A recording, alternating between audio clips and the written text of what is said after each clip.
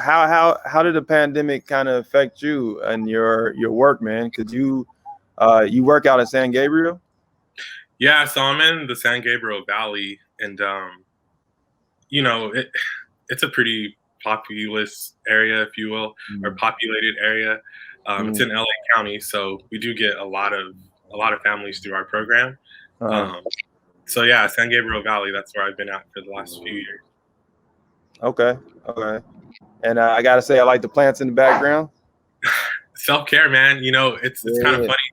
That's like one of those things that happened because of the pandemic. Uh, Um, so you're asking about work.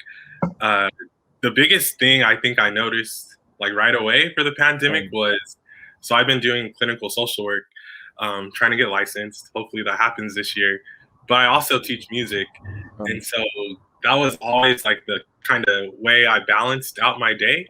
I would work with yeah. the trauma population during the working hours, and then after work, go teach like a marching band rehearsal, basically. So really that's what I felt the most was when the pandemic, when the lockdowns happened, they shut down all the extracurricular activities. So marching band was one of them.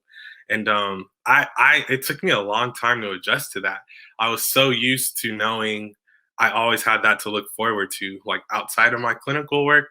So when I was, you know, kind of left with clinical work and you go home, it was like, what do I do with all this time that I'm used to spending with students?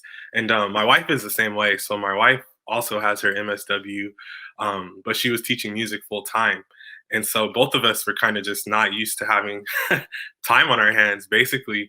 And so one of the ways we started to fill up some of that time was getting plants.